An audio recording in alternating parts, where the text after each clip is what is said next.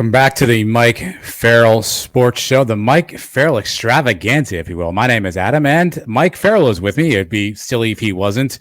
We're here to recap everything that was Week 6, Mike, and we'll dive into some coaches stuff first, too. But I should ask you, are you doing okay? I see much better lighting tonight as we record this one than last week. Clubhouse. There's nobody in here, but I forgot my glasses. I had my sunglasses, but I forgot my regular glasses, so I'm looking at a screen that I can't really see. But the lighting is awesome. No fat bastard tonight. I mean, fat bastard, but not fat bastard. Did you see the video of you, and can you agree how that? Okay. Perfect. And listen, I wasn't offended. I told you I hated you this week because you weren't available to pod when I wanted you to pod. I'm very like that. But it wasn't the mutton chops fat bastard. I love that stuff. It's just like I want what I want when I want it, and you weren't available. So thus I hate you. You also sent me an emoji. You don't strike me as an emoji guy. I am, believe it or not. That's shocking. So the nerdy emoji that I sent you means that I mean what I'm saying, but I don't want you to take it too seriously. Okay. That's my nerd glasses emoji. So that means I really do hate you. Okay. But not to the point where I want you dead. But, that's what I do emojis for. Not for whatever, eggplant and yeah, don't use that. Yeah, I don't think you want to use. Let's not use the eggplant. Like that's not one. I mean, you could. It depends on what you're trying to get into. I'm just saying, I'm not that type of emoji person. Yeah, I will use a nerd face every once in a while. Stay away from the eggplant and the peach, and you'll be just fine. I use the eye roll, so I am essentially a teenage girl. Well, this one's off to an inauspicious start. So let's just dive into some other inauspicious starts, Mike, and that would probably be Nebraska. Right off the top, things did not go well. Scott Frost gets canned. And then Mickey Joseph comes in to save the day, Mike. They had a nice win this Friday night at Rutgers. They eke out a 14-13 thrilling barn burner victory. Mickey's got a little bit of momentum there. We'll also talk about Brent Key in a second, who's also doing some interesting stuff at Georgia Tech. But let's start with Mickey and Nebraska. Give me the Mike Farrell percentage meter of the ability for Mickey to maybe keep this job. 0.0%. I thought it was going to be higher. It's not going to happen. It's just not. Listen, a nice road win at Rutgers certainly does, whet the appetite and makes you all misty-eyed about the 90s. But it's just not going to happen. I mean, this is not a program you can hand over to an assistant coach who's an interim. Even though he's a good recruiter, he's got ties to the Southeast, blah, blah, blah. No, this is somebody you need a head coach with head coaching experience. And I know this is kind of a tryout for him. But with all the names out there, if they hired Mickey Joseph, it would just be a disaster. And that's no offense to him. But let's just put it this way, a 1-point eked out road win against Rutgers does not impress me. Well, they also beat Indiana handily. Let's just say for hypotheticals right now, Mike, he's essentially 2-1 in his Nebraska tenure so far. They lost to Oklahoma. I don't think anyone was beating Oklahoma, by the way, although their defense is terrible. Maybe they should have beat Oklahoma. Well, no, I mean, Oklahoma sucks. Yeah, fair enough. But Nebraska, I mean, you just did, but they do suck. And they got destroyed. I mean, they got absolutely destroyed and only scored 7 points, I believe. Right? What if he reels off? No, they scored 14. What if he reels off at Purdue versus Indiana at home, Illinois, ranked 24, and then Minnesota? What if he wins those 3 games, Mike? He can't stay in the conversation. We got to go outside. His percentage goes up 10%. Okay, chance. But he's got to roll, So it's each game he gets 3 percentage points. Yeah, and none of that's going to happen. It's just not going to. And I'm not rooting against the guy or anything like that. I'm just saying, you've botched this since, Solich to Pelini, and then you hired Callahan. He was a disaster. Riley was awful. And now Scott Frost, who was supposed to be the perfect fit, and we all thought was the perfect fit, has been a complete, utter disaster. Just because you're winning a couple close games that Scott Frost couldn't win does not mean that you're going to be the head football coach. They need to find a established head coach with a lot of experience. So I'm talking like a Lance Leopold, Matt Campbell. We're going to talk about Matt Rhule coming up. Somebody who's been there, done that, and this isn't This isn't a normal circumstance. This is a guy taking over for a failed coach in the middle of a season. It's not enough to convince me that he's the guy. Well, so you had a lot of names there, and a lot of names people know. Why would any of those people take the Nebraska job? Like, what makes the Nebraska job attractive? Okay, so Matt Rhule would. Matt Rhule's rich. Okay, he's owed and getting 40, richer by the day. Yes. Yeah, $40-something million. I think it was 80+ million he was guaranteed when he was hired by the Panthers. Just a deal he couldn't pass up. Not in a million years. You know, as much as he liked college football. So he's rich. He doesn't need, you know, to make money. What he loves is a challenge. He loved it at Baylor. He loved it at Temple. His dream job's Penn State. That's not coming open anytime soon. Nebraska would be a very good challenge for him because it is a program that needs a guy who can develop, and he can develop. You know, when he went to Baylor, he brought his staff together. You know, Fran Brown, Mike Sarava. These guys are all, you know, Northeast guys or guys that were at Temple. You know, and they recruited the state of Texas very well. They recruited the Midlands very well. They brought some kids from the Northeast as well, but they evaluated talent, and guys were playing like 4 stars that were 3 stars. And that's what Nebraska needs, and it's what Matt Rhule can do. It's his wheelhouse.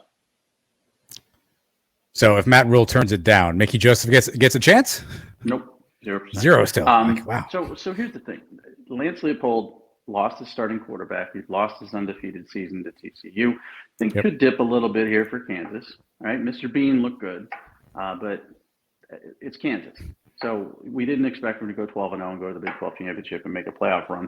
They had a good game day experience. They had a good game against TCU. They could have won that football game. But to me, it's not a job that I think he's going to stay at. I don't think he's Matt Campbell. Matt Campbell is very rare at Iowa State, and he seems locked in there, and he gets other job offers. Luke Fickell, same thing. I think Lance Leopold would jump to Nebraska unless Wisconsin wants him, because his Wisconsin Whitewater days, and he's got a history in that state.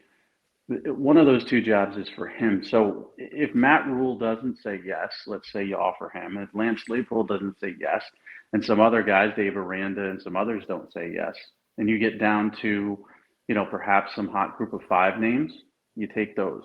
And this isn't, again, against Mickey Joseph. It's just this hire is extremely important for the future of Nebraska football. And I don't think you can. So Dabo Swinney was a successful interim coach. Name another one. I mean, you have to give me some time on this. Yeah, not a lot. No, fair. I mean, it doesn't work out that well. I mean, Clay Helton got a chance at USC. It didn't work out that well. There are opportunities, and I'm sure there's somebody I'm missing. Who's a Marcus Freeman coach. And doesn't count. No. Nice try. Right, fair enough. And everybody out there who's watching this saying, "Oh, this guy." No, bowl game don't count. I'm talking an interim coach who took over for a situation that was difficult and turned out to be very successful. And Dabo is the poster child for that, but it just doesn't work out that often. Although, I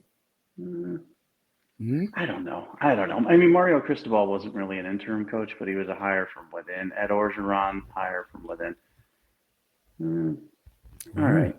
10% I'll give Mickey Joseph now. All right. And then if he wins those 3 games, I'll get him up to 30%. How's that? Is that fair? All right. No, but let me present to you Exhibit B. If I can't interest you in a little Mickey Joseph, maybe we can talk a little Brent Key. For those who have no idea whose name I just said, he is the interim head coach at Georgia Tech.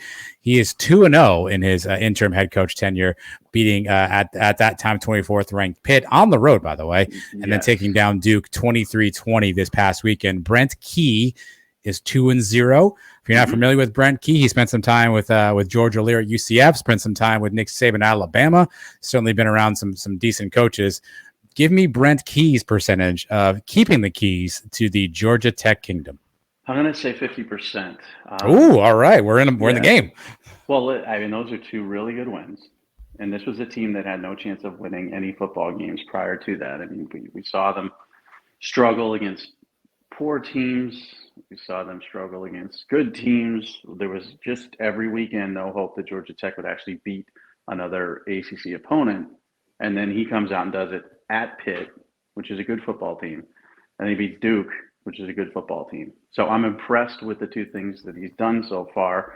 It's an attractive job from one perspective, the metropolis of Atlanta with NIL and all that stuff, but it takes the right person. So I'm saying offer Deion Sanders the job and give him whatever he wants to take the job.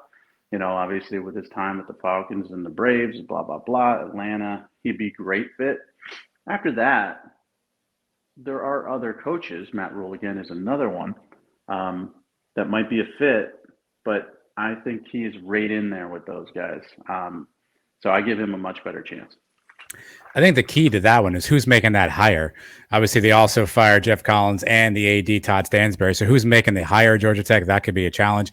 Brent Key has Georgia Tech ties. Again, he spent time with George O'Leary there. Spent time with him at UCF. George is obviously still well regarded in the Georgia Tech circles.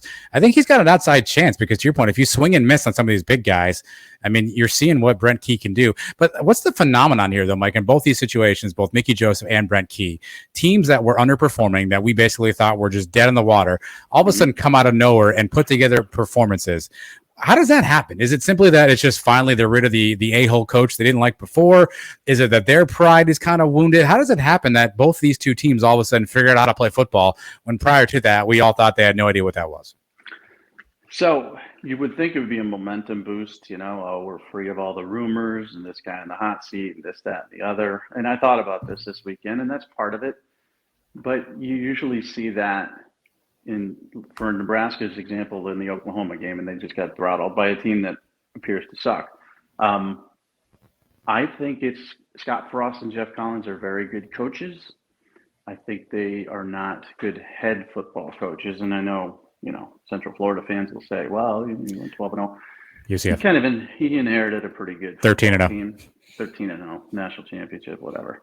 You know, I just think they were over their head. These interim guys are over their head as well, but they're getting the combination of the rejuvenated energy of the football team with, you know, those rumors hanging over. You know, the season's over for both these programs. The rumors are now gone. Now they can go and play free and easy and have fun playing football again. And the fact that the coaches ahead of them just weren't good fits for what they needed to do. I think it's a combination of that. I don't think Scott Frost sucks. I don't think Jeff Collins sucks, but I think they suck as head coaches in the Power Five. And I think these two guys are proving that to us, that I don't care who you are, you know, you could win 1 out of every 3 football games in Nebraska.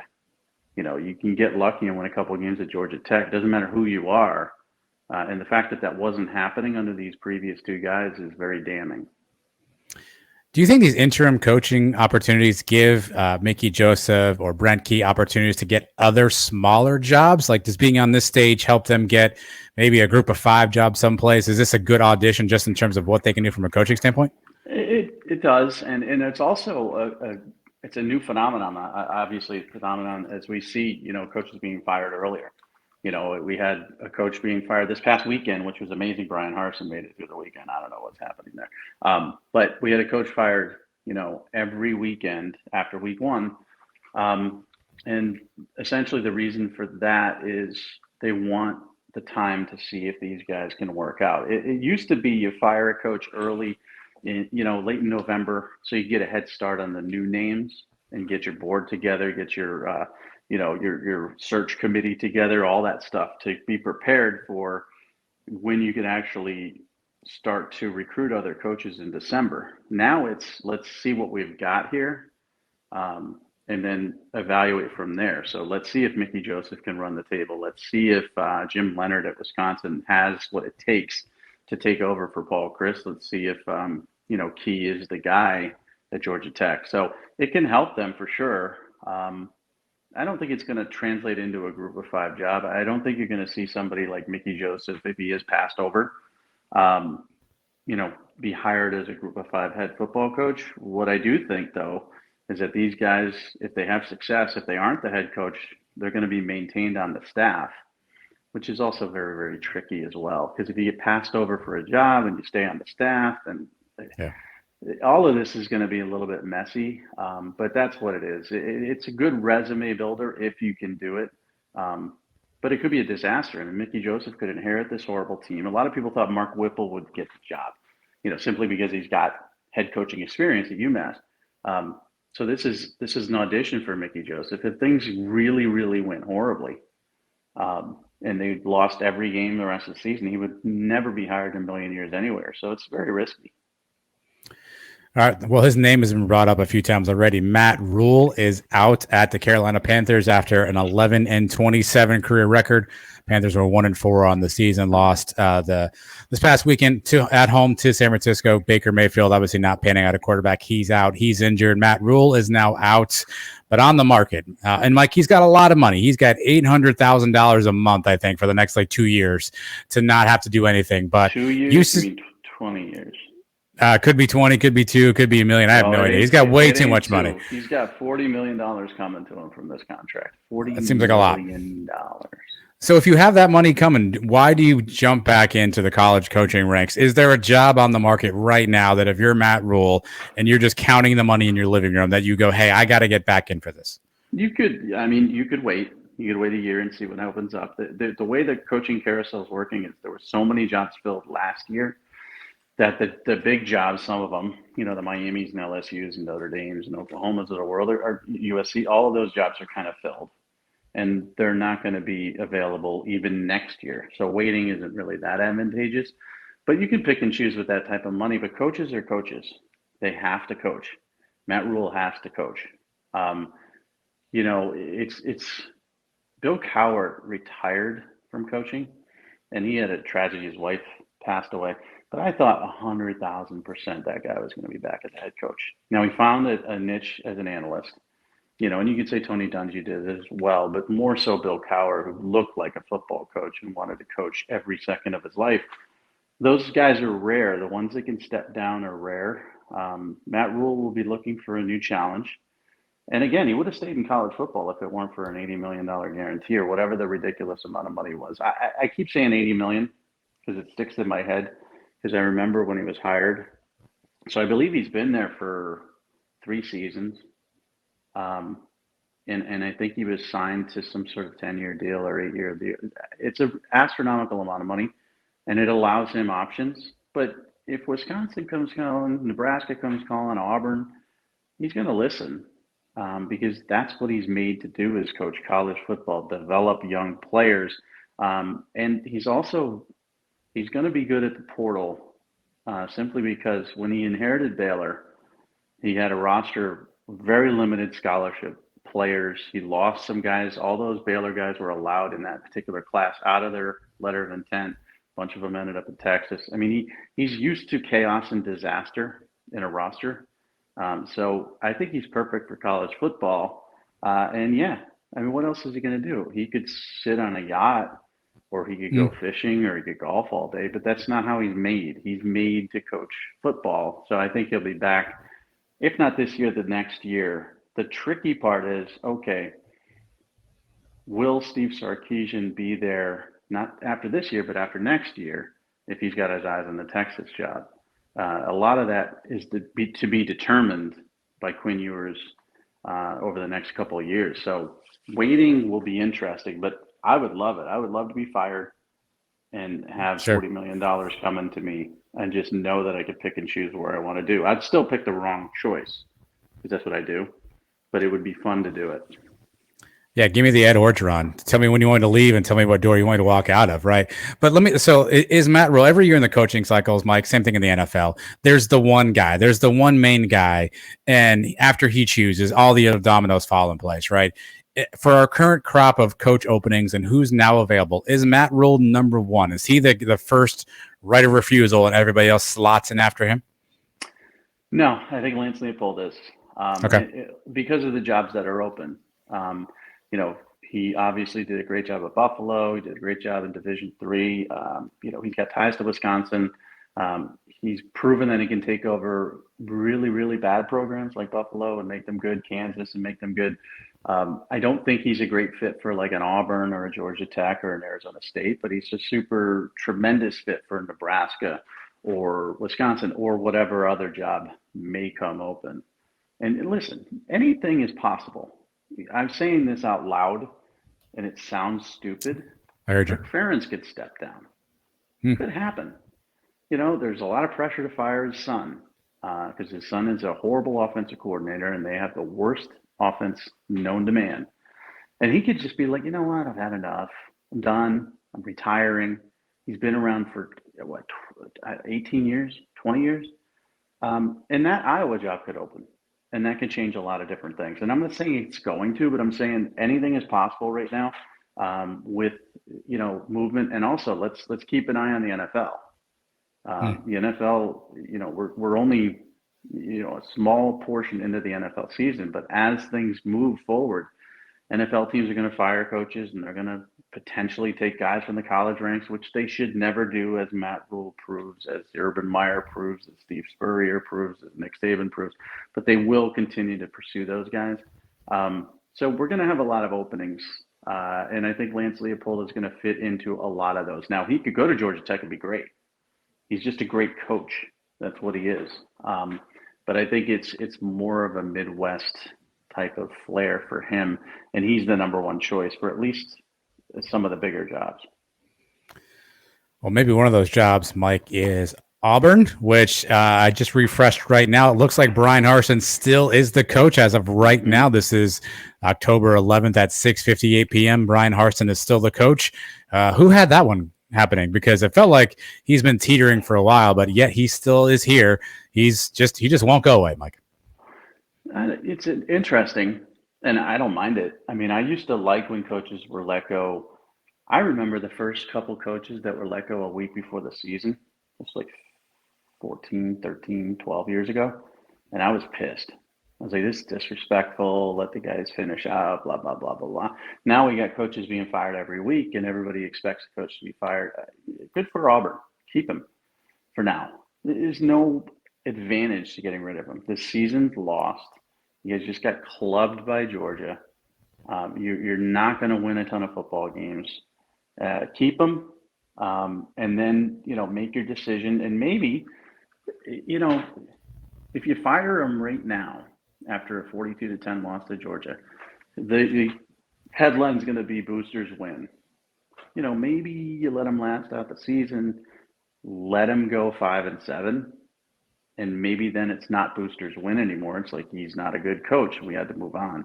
So maybe they're trying to flip the narrative there because it's not an attractive job at all right now for somebody who is a good football coach. If I'm a Lance Leopold or if I'm a Matt Rhule or anybody that's being wooed, that's a big name that has options. It's not an attractive job because of that booster situation. But it is an attractive job if you're Hugh Freeze, who I think should be the coach that they hire, if the SEC will allow it. There's been some talk that Sankey won't allow it. So I think that's going to be intriguing because I think Hugh Freeze is definitely going to be a candidate for that job. Who's making this decision? Again, same concept for Georgia Tech. Alan Green, the Auburn AD, is gone. I guess who's making the call to either keep or fire Harsin? And ultimately, they need an AD first, right, before they hire a Hugh Freeze or a Matt Rhule or anybody at this point, no? Well, they need a puppet. I mean, this is a booster-run program, probably more so than a Texas or any other program, which is sad because that's the way it's been and that's the way they've let it become. And it's great. They got a lot of money. They've got, a tremendous fan base. They're in the SEC. There's so many advantages, recruiting wise. They're right in a great state, bordering great states, but it's a booster job. So whoever is hired will be, effectively speaking for the boosters. The boosters didn't want Harsin. Somehow he got through after they got turned down by legitimately at least 10 different candidates. And that's never going to happen again. They're not going to let a guy through that they don't want. So, yeah, you have to have an athletic director in place for show before the hire is made, but the boosters will make this decision. All right, one last coaching item from the weekend, Mike. Turns out Deion Sanders, not very huggable, There's a bit of a altercation. I don't know what you want to call that, a dust up, a disagreement at the end of the game. End up with Deion getting a handshake and then a hand to the chest. And at a press conference with someone claiming someone was more swag than somebody else. What did you make of the Deion Sanders sort of snap? Is this even a story? Of course it is, because it's fun to talk about. But what did you make of all that? It's only a story because the two names involved. I mean, Eddie Robinson was a legendary coach, and his son, not so legendary, but he's the son of a legend. Deion Sanders is a legend himself. The more attention paid to the SWAC, the better. And I'm not saying This was contrived at all. I really do believe that Eddie Robinson Jr. was upset that Deion didn't come out and greet him at the 50-yard line. And I really do believe Deion thought that he was rushed because they were late to the stadium. A lot of people said, well, don't go out there for the handshake after the game. No, that's the classy thing to do. You get the handshake. There's no requirement for a hug. Just none. Okay. So when he refused the hug and Deion got upset, and then Eddie Robinson said he's not SWAC, and then Deion said I am SWAC, it's honestly good for the conference itself. And it's Deion. Everything he does is going to make headlines, and he loves to hear himself talk. So I think that's what we're seeing here is a nothing dust up. You've seen coaches have words with each other after football games. Jim Harbaugh comes to mind a few times. Yeah, at the NFL level and at the college football level too. And it never really turns into a big deal. They always say, well, I was upset at this. I mean, Greg Schiano and Ryan Day just went at it, because of that fake punt a couple of weeks ago. But it's all cleared up. It's like sort of an unspoken rule that if you do something and I don't shake your hand, that's life.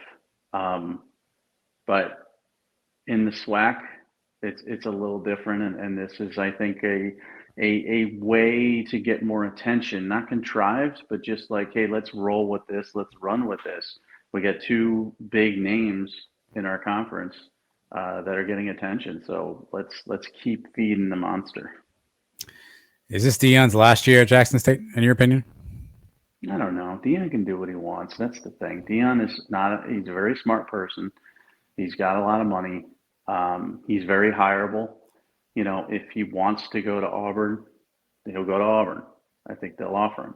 If he wants to go to Georgia Tech, I know they would love to have him. But he might be holding out. Maybe he wants the Florida State job. Maybe he doesn't want the Florida State job. Maybe he wants a bigger job. I can't say it's his last because I don't think there's an opportunity that's a complete layup for him that he's interested in. I think Georgia Tech would be a great fit. But I think he also understands how difficult it is to recruit in that state against Georgia with everybody else coming into that state.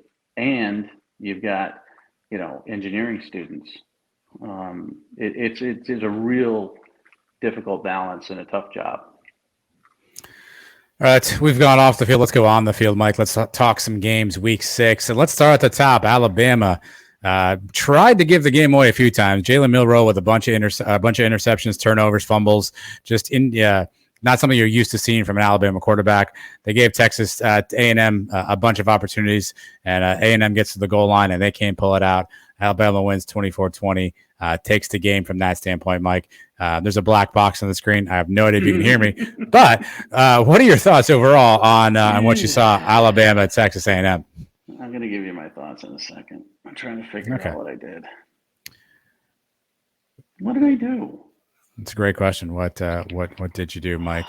What Jalen Milroe did, by the way, went 12 of 19, 3 touchdowns, an interception, and he had 2 costly fumbles that kept Texas A&M in the game towards the end there.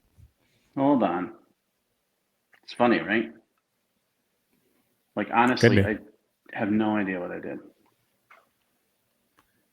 That's amazing. So anyways, I'll talk with the blacks. There's a black box up there right now? Nothing but a black box, my friend. That's crazy. So I'm trying to shut my other windows, and it's just not working. There we go. There we go. Oh, there we go. Hold on. There we are. We're upside down. We're falling over. It's the clubhouse ceiling. It's a fantastic view. There I am. There he What is. an idiot. So I was trying to get to my ESPN app, and apparently on phones, even though this is an iPhone, whatever, one of the newest iPhones, apparently you can't do that on a freaking iPhone when you're on video. One at a time, baby. Yeah. That's so stupid. Like I wanted to actually not just I just wanted to refresh myself on the weekend, you Yeah. know, and I I got some. can't do You need that. stats. I got stats here if you need something. You just let me know. No. Well, now I'm just disappointed in The biggest stat should be college. 24-20, Mike. Alabama hangs in there, wins one against Texas A&M.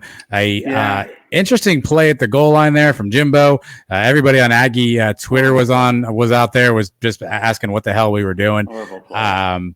Were you surprised? Effort by Alabama too. Horrible. Yeah, were you surprised Texas A&M was still in this game?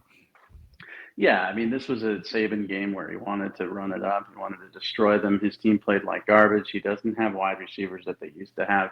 Jalen Milroe is not a passing quarterback yet, and he's fumbling the football, which is not one thing I expected. I expected him to run well, but at least have ball security, and that wasn't happening. Texas A&M played with heart. They played hard on defense. Their offense is still abominable, horrible. Jimbo Fisher's still a horrible offensive coordinator because that last call, I just don't understand it. And I don't understand coaches either. What was the other game I was watching? So I watched that horrible Denver game last week. Denver. On purpose? Yeah, I watched the whole thing, and I watched it Denver, Indianapolis on purpose. on purpose. Wow. Because there was nothing else on. I mean, there's no college football Thursday night. That was the only football. So they had me captive, and it was so bad that I had to watch the finish of it. And it's fourth down, and you got Russell Wilson, who's a mobile quarterback, and you're short, right? He's 5'11". Well, so to be fair, to me, that's a bad read by Russell Wilson. He had Jerry Jeudy on what I think was a rub route on the right. Never even looked in his direction. What's his face? It was the Hamler kid. Yes, Hamler. He had Hamler, yeah. Wide open. But I will tell you this. If you've got any sort of quarterback who's not immobile, and Haynes King can run a little bit, you get him out in space, you increase the options, you draw the linebackers up, and you make them think perhaps you could run the football.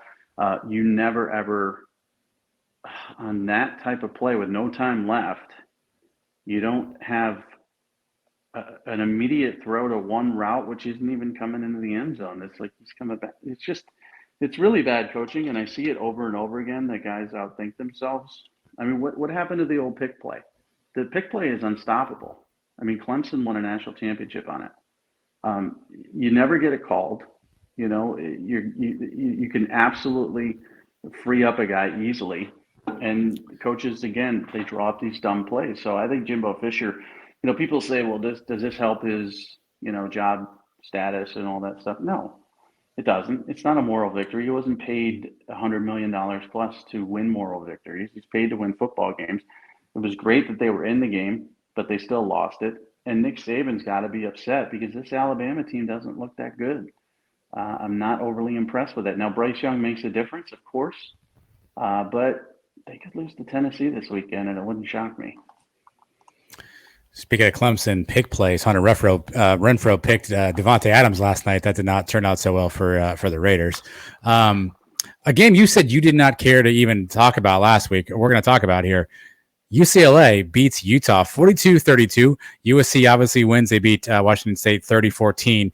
Are those the two best teams in the Pac-12? Is there a collision course between those two to get to that final weekend? Three teams. No, Oregon's in there. Oregon's in there. Okay. Yeah, they're actually pretty good. So Utah was the team I picked to win the Pac-12. You did, and they've been disappointing. I mean, the Florida loss was one thing, and the game plan against Anthony Richardson has been proven to be not a very good one, and they made some mistakes down the stretch. I thought they would rebound. UCLA has no home fan base. Chip Kelly is still trying to get things rolling there. DTR's in his 15th year. And I thought Utah would be more physical, but UCLA played a more physical brand of football. Zach Charbonneau was awesome. Kudos to them. And they could be a problem for USC. And USC keeps churning along, looking good and doing it.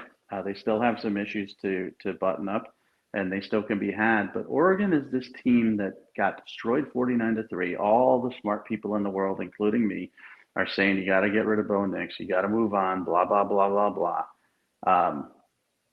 They wait. Kenny Dillingham, the offensive coordinator, knows what he has. Bo Nix is all of a sudden not unstoppable, but very, very good. And he's not making those super dumb mistakes as often. Yeah, he's throwing a pick six here and there. But Oregon is a very dangerous football team as well. So those are the three. Obviously, you got two that are going to meet down the stretch. And the winner of that game is obviously going to go on to play Oregon. But I like all three teams. Great, interesting games, but a lot of just weird ones. What do we call it? The Red River Shootout? Is it the Red River Rivalry? Is it Red River? I don't know what we are. Rivalry anymore because that hurts people's feelings. Aikman can't say, take the. Well, it's not it wasn't a rivalry this week, Mike. Texas 49, Oklahoma Bagel. Oklahoma's just fallen way, way off. What's going on there? Well, this might be a situation where we're like, what did we do? This, and again, I'm not saying hot seat, not hot seat, but like warm seat. What did we do? And to Brent Venables' credit, the same thing could have been said about Marcus Freeman, and he sort of righted the ship, and I think Oklahoma will right the ship as well. But those people thinking that Lincoln Riley left us and we're going to be better off, you're not going to be better off. You're going to have a difficult situation with your roster because guess what? He took your best quarterback. And you had to take a quarterback out of the portal, and you have no quarterbacks behind him, and that's showing. And defense hasn't been improved; it's actually gotten worse. So it's not be careful what you wish for because they didn't wish Lincoln Riley left, but a lot of people justified it like, we were trending the wrong way. The last playoff appearance wasn't good. Blah blah blah. All these excuses as to why. We're better off with Brent Venables than Lincoln Riley. You're not. And Brent Venables is a good coach, but this might be a situation where he's a good coordinator and not a good head coach. They're in a little bit of trouble, I think. They will right the ship. They'll get to a bowl. They'll win 7 games. But this was a team that was expected, and I legitimately thought would challenge for the Big 12. You could make an argument today that they're the worst team in the Big 12. And that's never been said about Oklahoma as long as I've been covering college football. Would Matt Rhule being available influence a decision about Brent Venables? I don't think they're going to quit on Venables after 1 year. I just don't see that happening. And those things get really, really, really disastrous.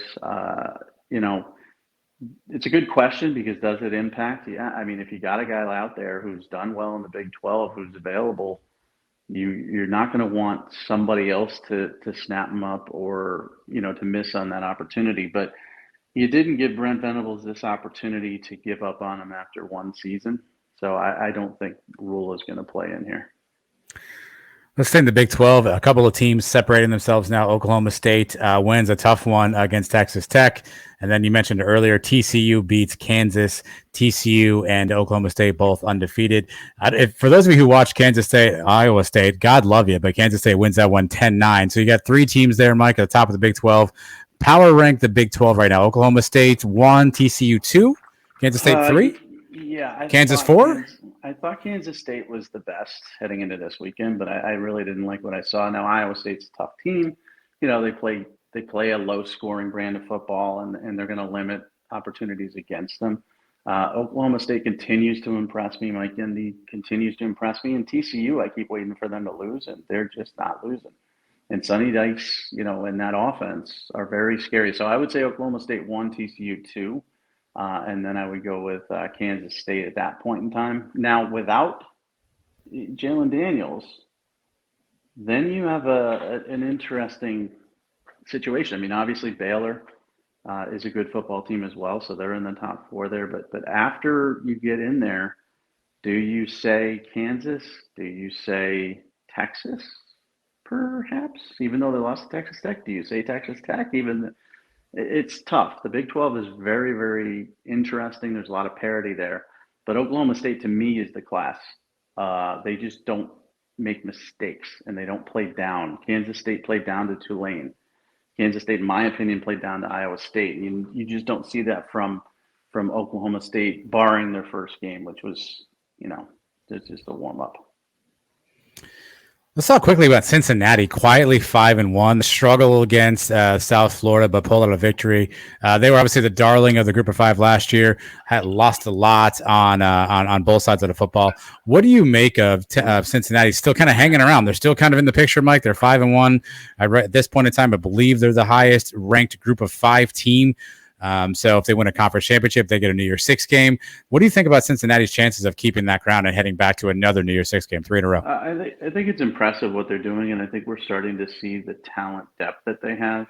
The high-end talent everybody talks about, Ritter and Gardner and those guys, but he's been recruiting well for the last 3 or 4 years. And by that, I mean he's getting some of the 3 stars in the state of Ohio that might have gone to Kentucky or some other programs that didn't get the Ohio State offer. Recruiting the Midwest well and building up that depth. Also doing a good job in the portal itself. So they're a talented football team. There's been some disappointing Group of Five teams so far. They appear to be the class of Group of Five. I wouldn't surprise me at all if they go back to a New Year's Six bowl because he's also a really good coach.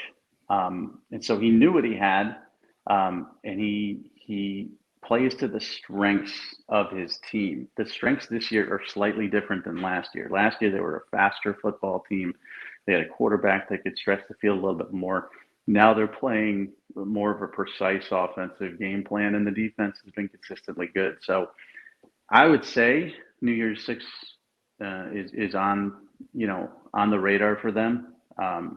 I'm not predicting that they're going to run the table and get there. There's some other teams that are in their way, but they've been impressive to me.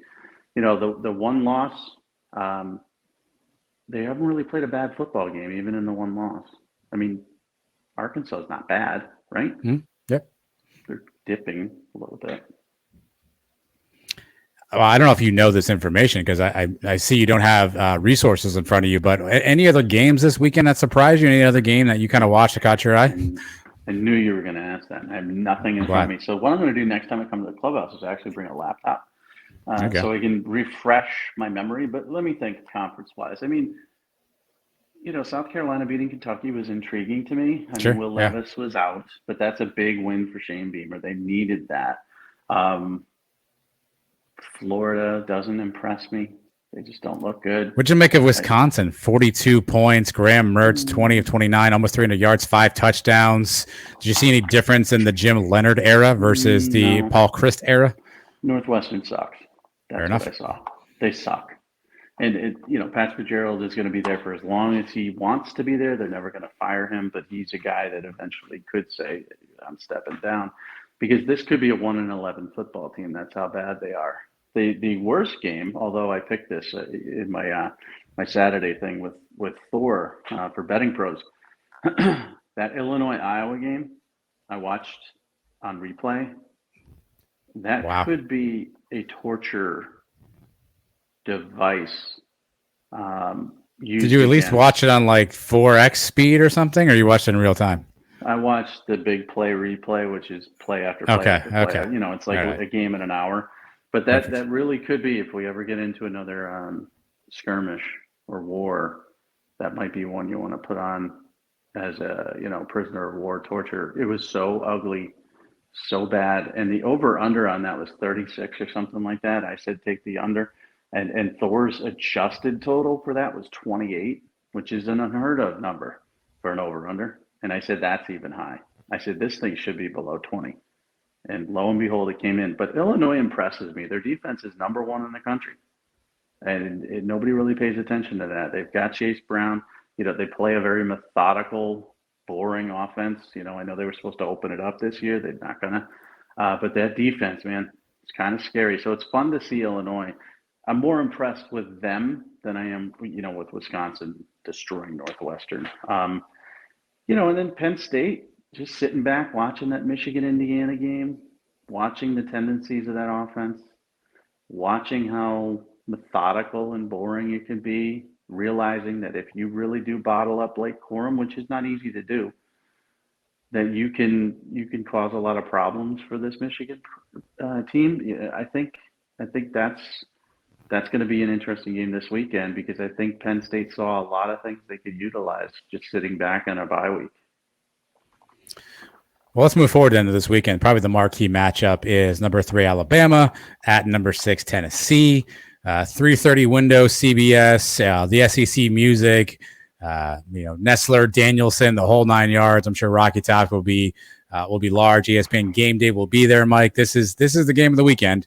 Give me the handicap. It sounds like Bryce Young is planning on trying to play. But obviously Tennessee's played pretty tough all year. Probably the best offense Alabama will have seen this season so far. What do you give me the keys to this one? Who are you leaning towards? Well, I always lean towards Alabama, just simply because they have the best coach to ever live. Yeah. They're favored by, I believe, a touchdown, which is low in a Tennessee-Alabama game. Rocky Top's going to be absolutely crazy. Game day's there. This is going to be their big, we're back moment. I think it's going to be a close football game. What I see the limitations of the Alabama offense, and we don't know if Bryce Young's going to play or not, so that changes a lot of things. But the limitations of the Alabama offense with Bryce Young are that he doesn't have a lot of receivers that are getting the normal separation that we've seen from the Judys and Ruggs and Devontae Smiths and Jamison Williams of the past. They don't have those guys. The running game is solid. Gibbs is fast and explosive and scary, but their offensive line isn't that great either. So offensively, they could struggle a little bit. It's going to be the Tennessee offense versus that Alabama defense. If Alabama can get pressure on Hooker and make his day miserable, then I think Alabama has a good chance. If they can't, if he gets time, and I'm not sure if Tillman's going to be back or whatever, but the Brew McCoys and Jalen Hyatts of the world, I mean, they've got a really, really fun, dangerous offense, and Hooker's feeling it. So there could be an upset. I'm picking Alabama, but I think it's going to be a close game. And then Penn State at Michigan. Do you give Penn State any chance of pulling the upset at the Big House? Yeah, I do. I really do, because I think Michigan isn't playing that well right now. I mean, I know they won 31-7, and it doesn't look like a close football game, but I really do believe, the Maryland game and the Indiana game, we saw some weaknesses there that can be exploited. You do know that Sean Clifford is still the quarterback, right? I was just going to say, the problem for Penn State is that Sean Clifford's the quarterback. They've got a couple good receivers, Washington and Tinsley. They've got a good, duo running backs. Offensive line's okay. And it's not like Michigan's just going to blow them away offensively. So I think it could be a close football game. Because it's at Michigan, I'm taking Michigan. Any other game this weekend that you maybe under the radar that you're keeping an eye on? Not even under the radar, but TCU, Oklahoma State, right? Yeah, 3:30, ABC. That's huge, man. I mean, that's such a great game. And it's not a marquee game. People don't know them like Alabama. They don't know them like Michigan, but you've got yourselves, Max Duggan is a new quarterback under Sonny Dykes. Quentin Johnston, should have been known by the nation prior to last weekend, but now they know. 14 catches, 200 yards. The guy's awesome. Oklahoma State, Spencer Sanders is on this little revenge tour because he struggled in a couple of games down the stretch last year. Dominic Richardson, it's going to be a fun game. That one, I think, is probably going to be as intriguing. Penn State, Michigan is going to be kind of a boring, typical Big Ten game, not a high-scoring affair. Tennessee, Alabama, as I mentioned, it's offense versus defense.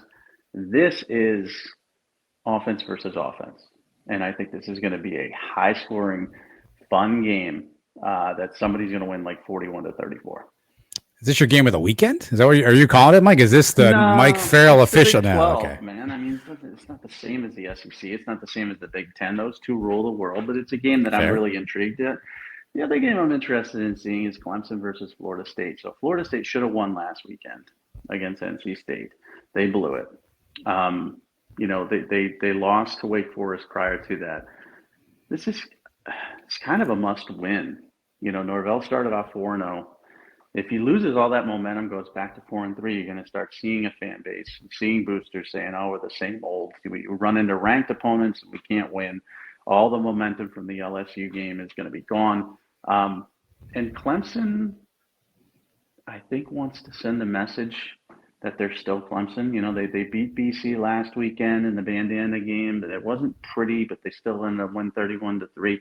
But that Wake Forest game was a shootout. People still don't believe that Clemson's a legitimate playoff contender. Like they think they're going to make the playoff because the ACC sucks. I think they want to send a message. So I'm really, really curious to see how Florida State holds up against Clemson. Hot seat for Norvell if that one doesn't come out. Is that what I'm hearing? I think so. I think the 4 warm wins, at least. So LSU has helped. Like a hot Cheeto fell on the seat and he's sitting on it, kind of warm. No, I think it's okay now. Now again, at the beginning of the season, I said he wouldn't win 6 games. If we get to the point where they're at 5 and they can't find that 6th win, then we got a problem. If they go 6-6, he gets to 7-5. I think he's fine. LSU has really helped them quite a bit, even though LSU got dropped this past weekend. Because that was a win, and then LSU got into the top 25 and started beating some teams. And LSU, wasn't as bad as we thought they were going to be, although they got destroyed this weekend against Tennessee. That kind of helped them. The other wins, Louisville is schizophrenic. You have no idea what you're going to get. That's a great point. You have no idea what you're getting with them. No idea. Boston College is not a very good football team, and they beat them handily. And Duquesne, or I think it was Duquesne, doesn't count. So they got 4 wins. One of them's a quality win, but I don't think a hot seat at 4-3. 4-4, yeah, maybe. And honestly, they should have beaten NC State, so we should be talking about a 5-1 football team heading against Clemson, and we're not. And I think that's what fans are going to hold on to, is that we knocked out their best player, Devin Leary. We had the game, and we couldn't trust our kicker enough, so we had to make a stupid pass at the end. It's just, that's the type of stuff that will get Norvell in trouble. All right, Mike, what's got you pissed off this week? I'm pissed off that the iPhone can't allow you to do StreamYard and check an app at the same time. I think it's 2022, so I have no freaking clue what the hell we're living in right now. I'm pissed off that Troy Aikman got in trouble for saying, let's take the skirts off, or whatever the hell he said. Dresses. It was dresses. Dresses, whatever. I'm tired of this mamby-pamby world where something like that leads to multiple blue check outrage tweets from a bunch of idiots. Okay, idiots. we get it. We're not idiots. You're the idiot. We know he's not talking about, feminism. He's not talking, it's an expression. We can't get rid of every expression in this freaking world. I woke up to that this morning because I didn't really watch that game last night. I bet the Raiders, but I wasn't really into the game, believe it or not, even though I watched the Indianapolis freaking. Yeah, wow. I don't know what to tell you. What kind of torture are you into? I don't know what to tell you. Well, I like Matt Ryan. I do like Matt Ryan. He's a Boston College guy. He's a good guy. He should have won a Super Bowl. I guess I like him.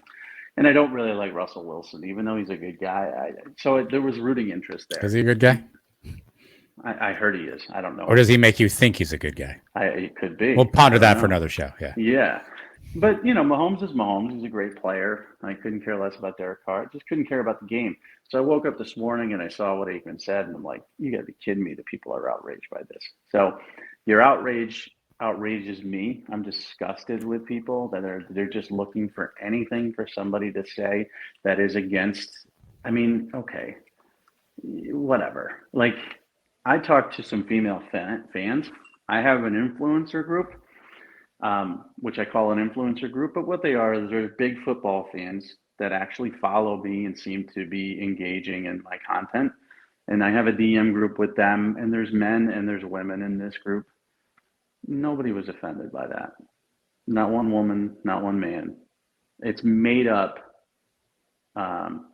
crap is what it is, and that's pissing me off. I think that's it.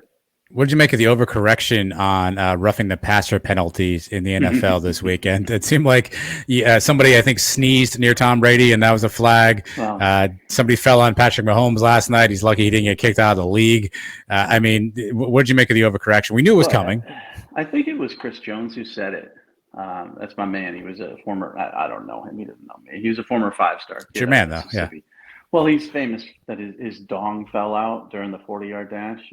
Happens to all of us. Well, yes. I've run a few 40s in my day. My dong has not fallen out, but his is a little different than mine and fell out.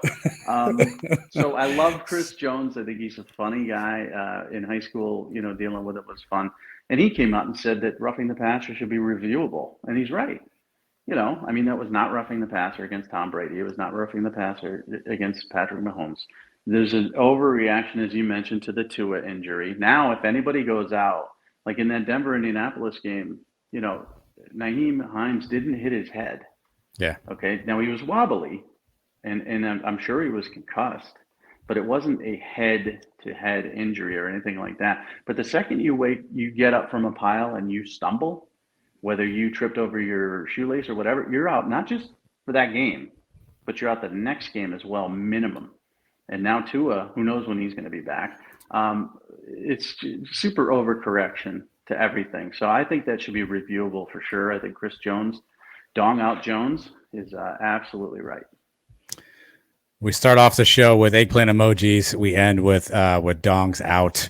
Probably no better way to wrap up the show, Mike. If you're still listening to us, by the way, make sure you subscribe on the Believe Podcast Network. Hit the subscribe button to whatever you're listening to. If you're watching on YouTube, hit the subscribe button on that as well. Get notifications if Mike goes and does anything on YouTube. You will be the first one to know about it.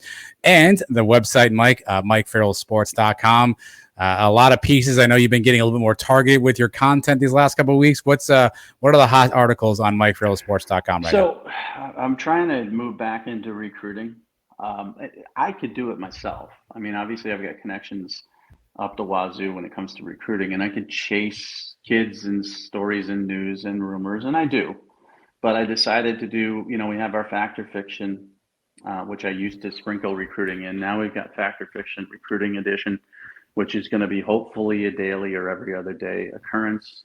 We're starting to focus on more recruiting roundups and things like that. And the fun part about it is, as wrong as I've ever been, I'm more wrong today than ever in recruiting because you just don't know. So Roderick Robinson is a 4-star, running back from San Diego who was committed to UCLA, took an official visit to Georgia. UCLA beats Utah. Zach Charbonneau goes off. UGA is using a running back by committee. They got 4 guys that are mixing it up. I put in Fact or Fiction, Roderick Robinson is going to stick with UCLA. Fact. Within 12 hours, he decommits and goes to Georgia. I mean, nothing changes in recruiting. I'm getting them as wrong as I get them right. But it's going to be more recruiting focused because I think that's what people are truly most interested in. But it's also going to be, I did my top 50 quarterbacks last week. Did you see that? I saw the update. I did. Yeah. With the arrows and the graphs. Yeah. I saw the updates. Yeah. So that was a pain in the ass.